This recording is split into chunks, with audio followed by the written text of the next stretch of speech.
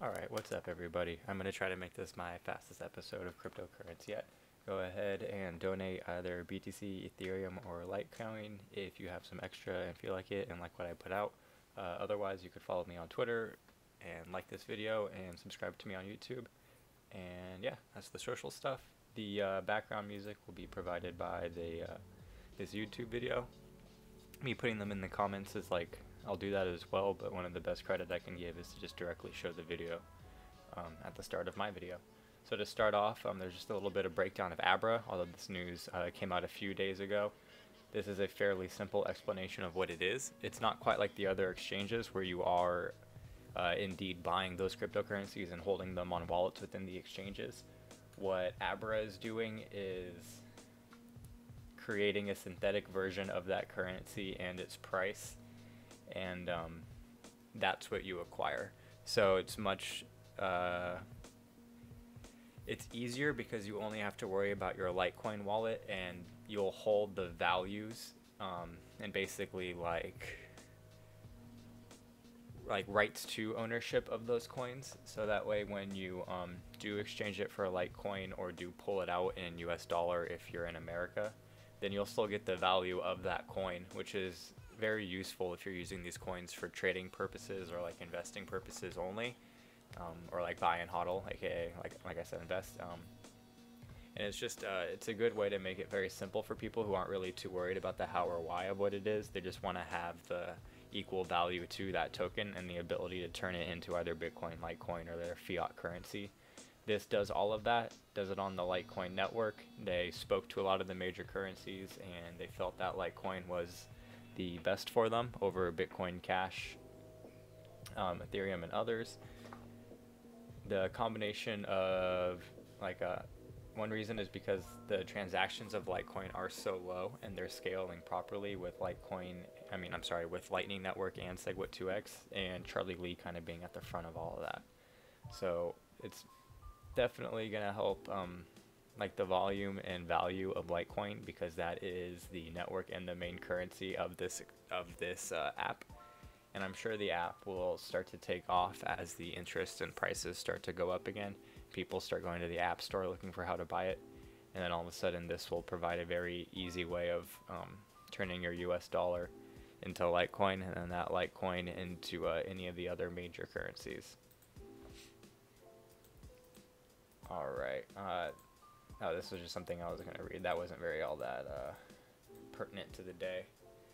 Same thing with this. This is just more news coming up that Ron Kim is continuing to try to get rid of the bit license that New York has, and while it seems to be far away, it'll happen. That is going to get either revoked entirely or greatly modified coming up here pretty soon. This is just a little price analysis on Ethereum, showing that the fall is a little more severe than others thought, and that it looks like it has the potential to go down to 450, or there's a shot it'll go down to there's a much greater shot it'll go down to 450 than previously thought, and now the floor of it is falling all the way down to 300. The price it would have to reach in order to start to really show that there's consistent upward movement, and that it's gone kind of above this 800 price point, is once it breaks 982, or roughly 1,000. That'll be a good sign that it's got the interest and volume coming back to it. But as these other blockchains and smart contract type services are coming out, even Neo starting to get some dApps and stuff, those will be things that somewhat hurt Ethereum. Although I'm sure it'll go back up in value eventually. It's just that they really are in a rough patch. And then when the technical analysis is telling you to sell it off too, now you get people who solely rely on bots and things like that. They are also selling off their Ethereum at this point.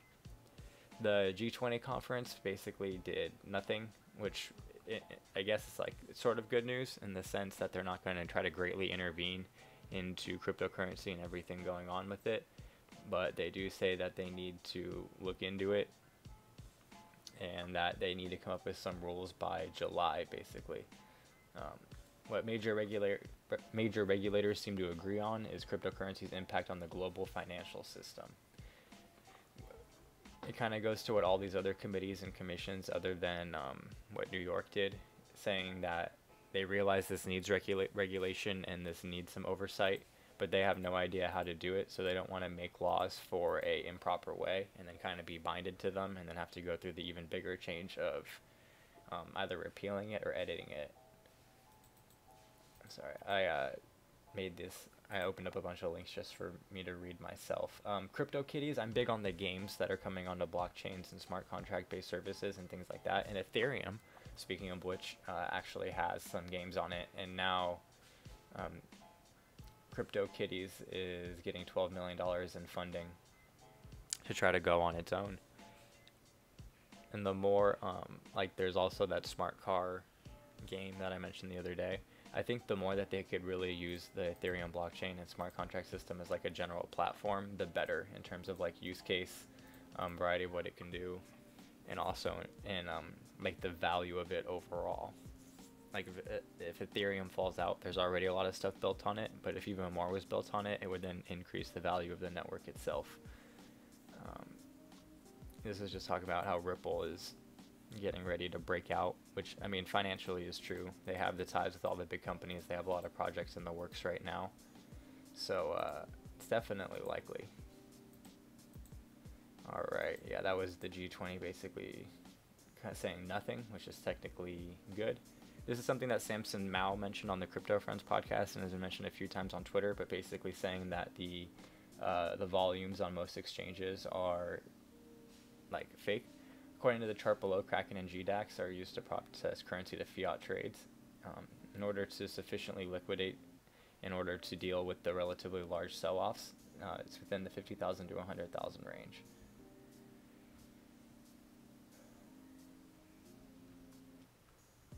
There we go.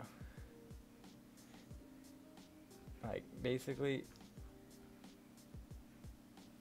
I'm not like I'm like, just to be as upfront, I'm not entirely sure of how the rate of volume necessarily implies that the volume is manipulated, other than the fact that it doesn't match up with the slippage which they posted. So that's not any direct evidence. Like, it's not like they actually caught the method by which they used to inflate it, but it definitely adds like some it fans the fire a little bit about that whole conspiracy. Alright, yeah. This is Germany supposedly found child abuse content on the blockchain. If you look here, it just briefly describes how you're able to put in small amounts of data into your Bitcoin transaction, which then gets logged on the blockchain permanently. They showed that they cannot find any malware in the blockchain, and also that mainly what you find in the blockchain is strictly text. Not necessarily executable malware or anything like that. They found some privacy violations, giving out data and things like that, including members in there, which led to the European Union wanting to push for more research into it. And then the illegal and condemned content. There's sexual content on the blockchain, with 2 of them having backup links to child pornography, and 1 which contains a illicit photo. I'm sorry. The remaining image is an image depicting mild nudity of a young woman. So the links to the websites and the Tor protected websites is definitely not good, but at the same time, that's not anything isolated to the Bitcoin blockchain. Like, if you're on the internet, you can access child porn. You use cash and stuff to acquire child porn, or already use services like PayPal to buy it through non-official sites and shit like that. Like, there's already all sorts of ways for them to watch it. And if anything, this just provides like a permanent database of websites for them to watch. Granted, the Tor protected ones they can't do much with, but like, it's the internet, and as awful as it sounds, it's the best and worst of humankind, from, you know, trying to give everyone in the world banking and water and healthcare, etc., to like child porn and paying for murder. And that's just like, that's the beauty and the ugly of the internet. Yeah. So there are definitely just some like interesting articles I thought about looking at. I didn't want to even show that article in terms of like what they said, because a lot of them weren't really going off what what that report said. So that's why I just brought up the report kind of directly and showed you what they said directly. So I actually got a lot more information out than I thought. It's still about 10 minutes. So follow me on Twitter, like this video, subscribe to my channel, and I'll be back on later for some coin browsing. And I'll also have another episode of the news tomorrow. So yeah, later.